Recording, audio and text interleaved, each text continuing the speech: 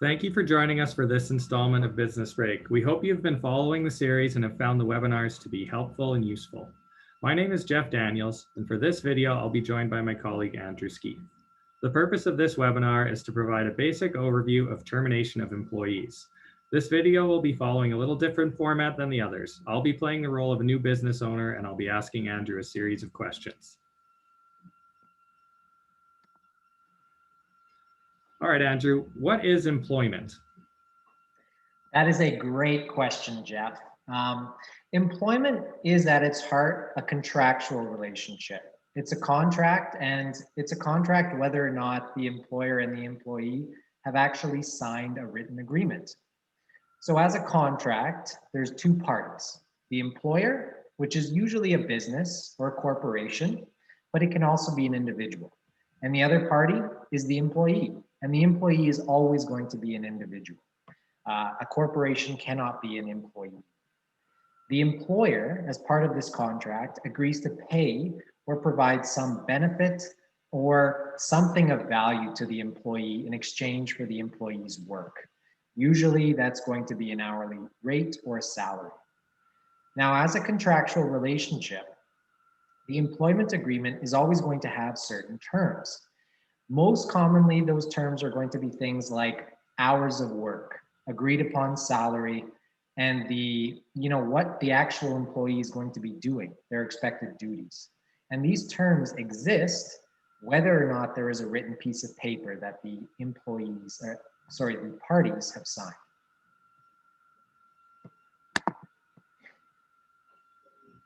So as an employer, can I terminate an employee at any time? Well, like all good lawyers, I will say it depends. So we've covered the employment relationship and that it has certain terms. Now, the most important term in an employment agreement is the obligation for both parties to provide reasonable notice to the other party if they decide to terminate the employment agreement. So an employer is able to terminate an employee at any time, as long as they provide them with enough reasonable notice of that termination. Likewise, an employee is obligated to provide some amount of reasonable notice to their employer when they leave their job, although really in most cases, the amount of reasonable notice that an employee has to give is very low.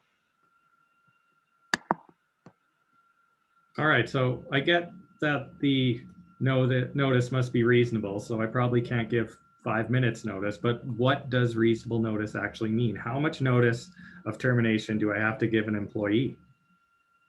Again, good question. And again, I will give the lawyer answer that it depends. So it depends on the employee, but there are certain minimum amount of notice that you have to give. The Employment Standards Code, which is Alberta's employment standards legislation, has set minimum amounts of notice of termination that an employer has to give an employee, and it's based on how long the employee has worked for the employer. And the minimum amount of notice is set out in this slide.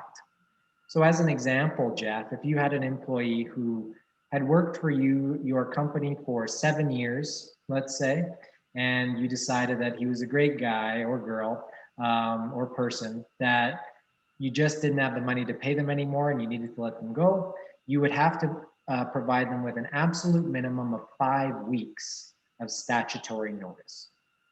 Now, the employer can choose to give the employee either 5 weeks of working notice. That means that after 5 weeks of the employee continuing to do their usual duties and you paying them their usual salary or wages, the employee's employment will come to an end and the parties will part ways.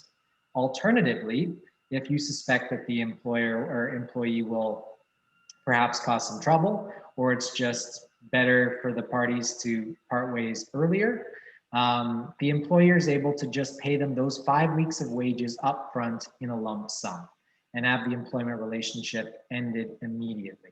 And that is called pay in lieu of notice. Okay, so I only need to give an employee their statutory notice that was set out in the last slide? Well, again, it depends, right? The statutory notice is the floor and not the ceiling, unless the employee has an enforceable employment contract which says otherwise. In the vast majority of cases, where the employee does not have such term in their contract, they're entitled to what we call common law reasonable notice.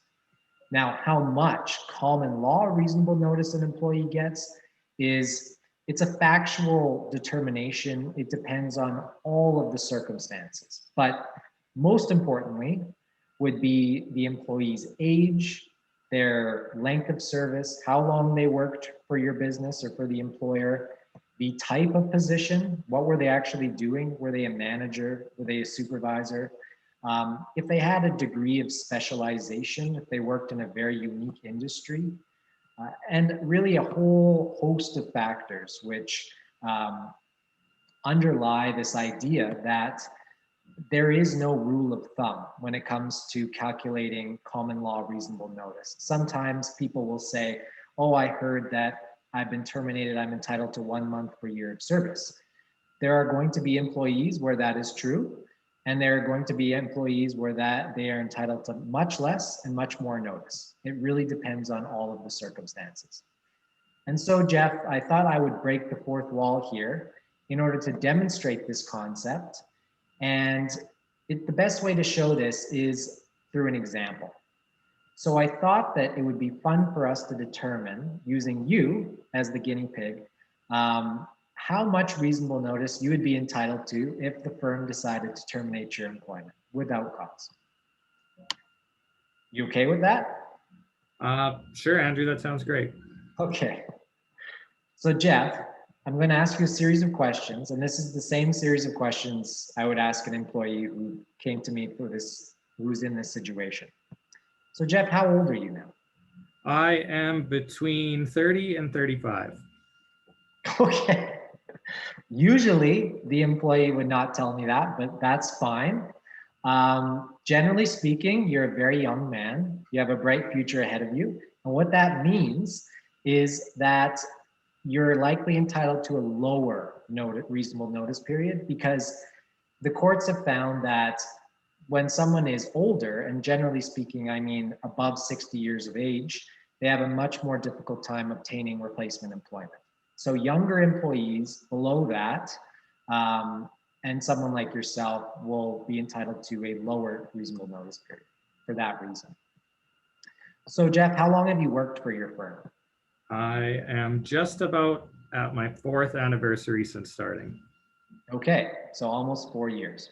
So you're not a long-term employee. You haven't worked there for more than 10 years, but you're not a very short-term hire either. Somewhere in the middle.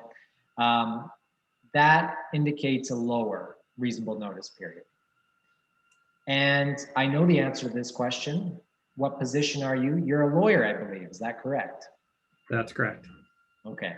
So as a lawyer, you fall into the class of employees known as professionals. Professionals includes other similar positions like doctors, engineers, accountants, all these kinds of positions are entitled to higher degrees, comparatively higher degrees of reasonable notice periods compared to other positions. Similarly would be managers. Managers are also entitled to, comparatively speaking, more notice than other people. And beyond your specific factors, we also have to look at really the state of the world at the time you've been terminated. And what I'm referring to is the state of the economy. So if the economic situation is not just, well, there's not very many jobs out there in your position, but rather the world is in a very notable and marked economic recession, then courts will generally take that into account and grant slightly increased notice periods. This may not apply if the employer can demonstrate that there are many positions available on the market in your particular field. But generally speaking, and right now, for example, with the impact of the COVID-19 pandemic, there are just less positions available to go around. And so employees at this moment are generally entitled to an increased notice period because of that. So based on everything you've told me, Jeff, I would say that if you were to bring a suit today for a termination without cause, you would be likely entitled to a range of 3 to 5 months of reasonable notice. 5 sounds better than 3, but I can agree with that. Absolutely. So are there any situations where an employer doesn't have to provide an employee with reasonable notice before terminating? Yes, there are in fact 3 distinct situations where no notice is required, and they're set out here. The first is what we call just cause for termination. So when an employee does something bad, if they steal from their employer, or if they have poor job performance over a long period of time and they simply don't improve despite the employer warning them, then the employer can terminate an employee for what we call just cause. And what that means is that in engaging in that misconduct, in engaging in that poor job performance without improving, they have essentially breached their own obligation under the employment contract, and as such, the employer does not owe them any reasonable notice. The second situation is when an employee quits. If an employee quits for any reason, they are not entitled to reasonable notice, but rather in those cases, the employee has the obligation to provide the employer with adequate reasonable notice. And as I mentioned earlier, in the vast majority of cases, the standard rule that everybody knows, give your 2 weeks notice, that is going to be more than enough notice.